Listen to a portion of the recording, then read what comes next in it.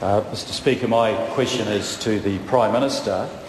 Is he satisfied that actions to address the Christchurch earthquake are an adequate response? If not, what are his areas of concern? The Right Honourable Prime Minister. Mr Speaker, generally yes, but due to the severe damage in the eastern suburbs, some households may well be without power, water and sewerage for some time yet. However, I want to assure people that everything that can be done is being done in terms of restoring essential infrastructure. The Honourable Leader of the Opposition. Mr Speaker, does the Prime Minister agree with his National Controller of Civil Defence, John Hamilton, who said, and I quote, "We grossly underappreciated the scale of damage in the suburban areas," and does he believe that the pace of addressing the problems, particularly in the eastern suburbs, is now at a satisfactory level? The Right Honourable Prime Minister. Mr Speaker, I haven't seen John Hamilton's comments, but I'll accept the member, that's what he said. In terms of the latter point, yes, everything that can be done is being done.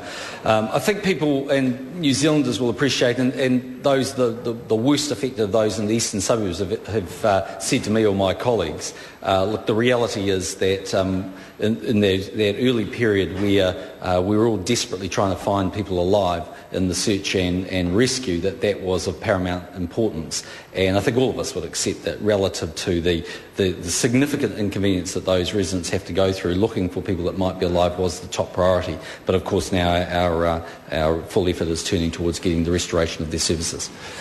The Honourable Leader of the Opposition. Supplementary question, Mr Speaker.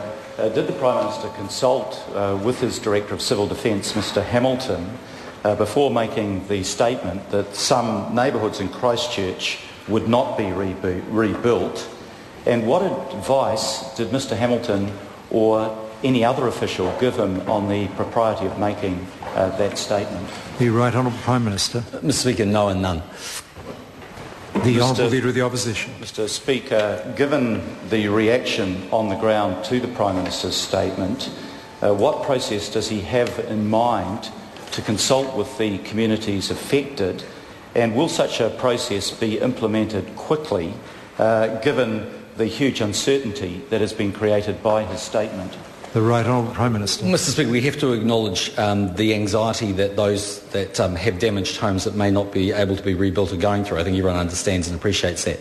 The process is one where geotechnical advice is being sought. When we have that geotechnical advice, we'll be in a position to understand whether that land can be remediated. If it can, then I'd suggest it would, depending on the cost of that. But obviously, we need to get that advice first, and we're working as aggressively and as quickly as we can.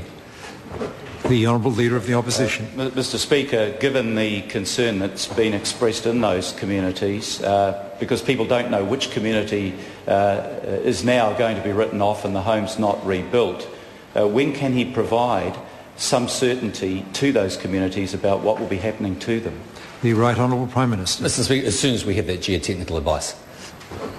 The Honourable Leader of the Opposition. Mr Speaker, given the massive job that is going to exist in rebuilding 10,000 houses due for demolition and a central business district that two-thirds of which may require rebuilding, what special plans has he got to upskill people in Christchurch so that we don't have unemployment alongside a major skill shortage in the construction trades in the months to come? The Right Honourable Prime Minister.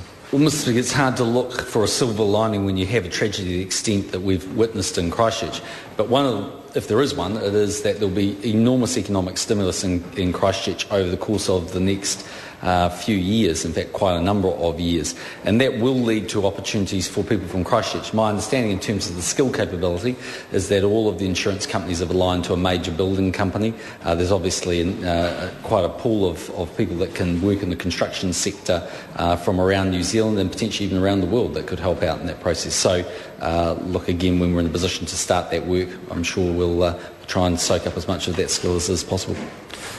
The Honourable Leader of the Opposition. Mr Speaker, in light of the controversy that occurred over the Minister for Earthquake Recovery's comments about heritage buildings not having any place in the future of Christchurch, can he give an assurance that emergency regulations will not be used to implement arbitrary decisions that haven't first been consulted with stakeholders with the chance for all of the community to express their views. The Right Honourable Prime Minister. Mr Speaker, officially that's not what the Minister said, and I think that's one of the dangers in these situations, that people actually interpret from whatever perspective they want to take the comments that someone might make, and they're actually, in the form of Chinese whispers, end up being in a completely different place where people started. But the point I would say is, in terms of the demolition of buildings in the city, there's a clear process if they're happening under the Civil Defence emergency powers.